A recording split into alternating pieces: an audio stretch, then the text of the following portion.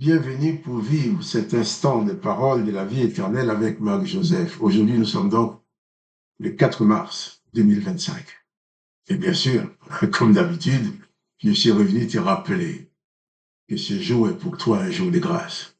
À chaque jour que tu vis avec la présence de Jésus-Christ dans ta vie est un jour de grâce et de bénédiction parce que toi, tu demeures sous la grâce de Jésus-Christ et toi aussi, tu t'engages à faire grâce à tous ceux qui t'ont offensé. Ainsi, tu as reçu la grâce, tu donnes aux autres la grâce que tu as reçue de Jésus-Christ. Donc chaque jour est pour nous, en Jésus-Christ, un jour de grâce, parce que nous recevons la grâce et nous donnons la grâce. Nous recevons la grâce et nous faisons grâce. Nous allons commencer aujourd'hui le chapitre 6 de l'évangile de Matthieu. Nous avons lu hier ces derniers versets de l'évangile de Matthieu, ces derniers versets du chapitre 5, où Jésus dit « Soyez donc parfaits, comme votre Père céleste est parfait ». Et là, Jésus va continuer à développer pour nous les chemins de la perfection, en disant, Matthieu 6, verset 1er, « Gardez-vous de pratiquer votre justice devant les hommes pour en être vus. Autrement, vous n'aurez point de récompense auprès de votre Père qui est dans les cieux. » Et Jésus demande d'être parfait. Mais ensuite, il donne la méthode, la recette de la perfection.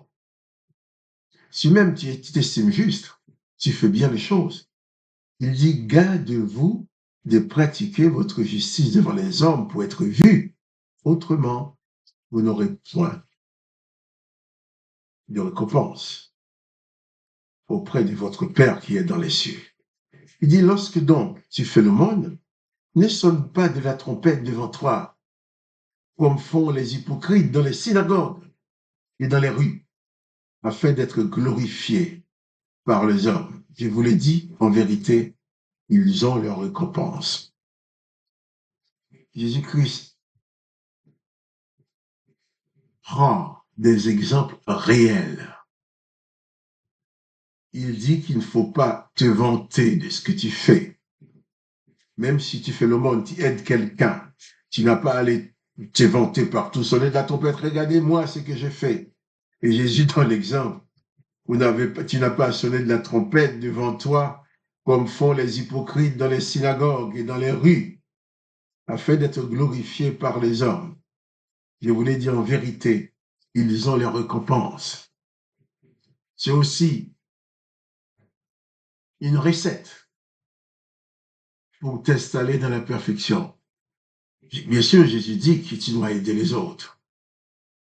Tu dois faire le monde. Tu trouves quelqu'un en difficulté. Tu dois faire tout ce qui est possible pour aider cette personne-là. Mais une fois que tu l'auras aidé, il ne faut pas essayer d'établir un pouvoir sur cette personne parce qu'elle avait reçu ton aide. Il faut pas non plus aller chanter partout. C'est moi qui l'ai aidé, c'est moi qui ai fait. Et Jésus prend l'exemple, il dit comme font les hypocrites dans les synagogues. Car dans les synagogues, il y avait les scribes, il y avait les sacrificateurs, il y avait les rabbins, il y avait les pharisiens, les sadducéens. Il y avait tous ces religieux qui sont là, que Jésus-Christ appelle les hypocrites, parce qu'ils sont là à faire des belles prières, à faire des belles gestes, des belles cérémonies devant les hommes.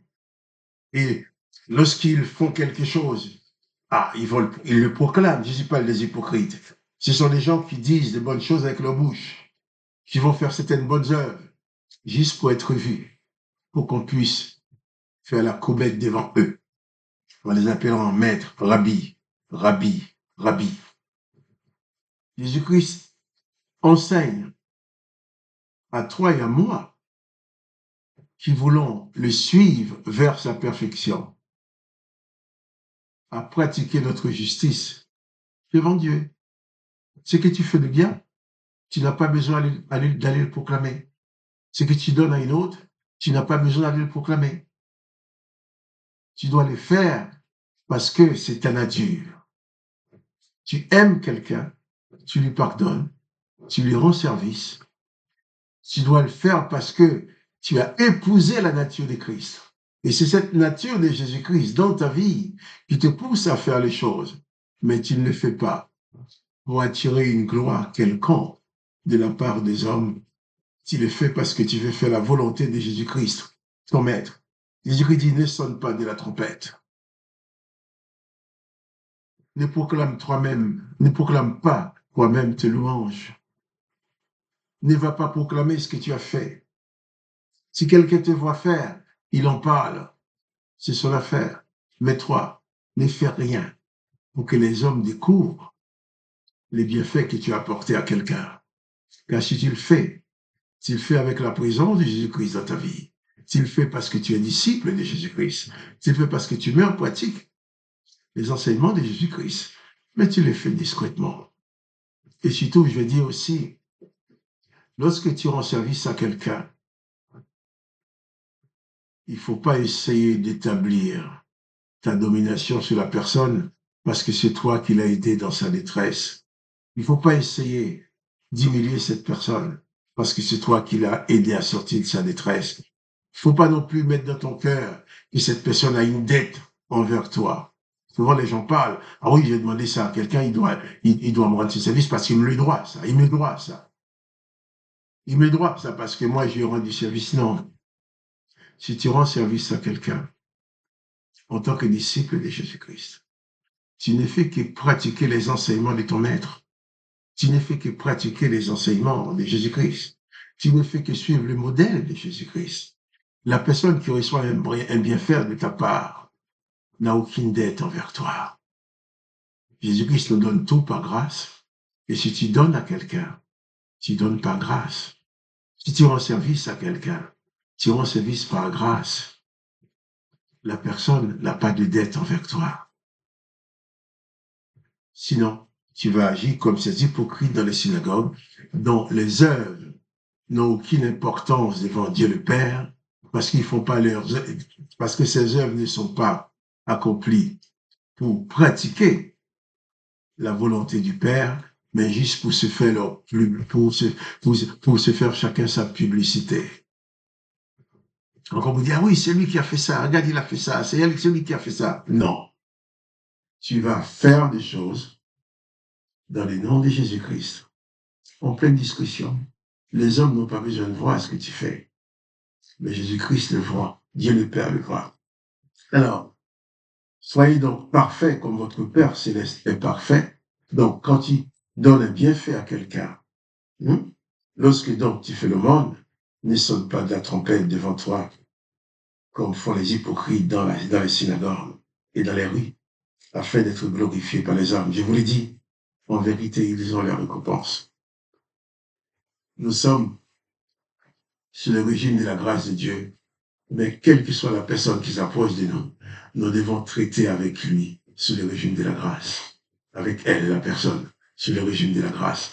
La même grâce que nous avons reçue de Jésus-Christ, nous devons la communiquer aux autres, mais sans chercher à en tirer une gloire quelconque, sans t'attendre à ce que la personne t'apporte une reconnaissance. Tu n'en as pas besoin. Tu l'as fait parce que tu es disciple de Jésus-Christ, parce que tu veux épouser la nature de Jésus-Christ, parce que tu veux atteindre la perfection de Jésus-Christ. Alors,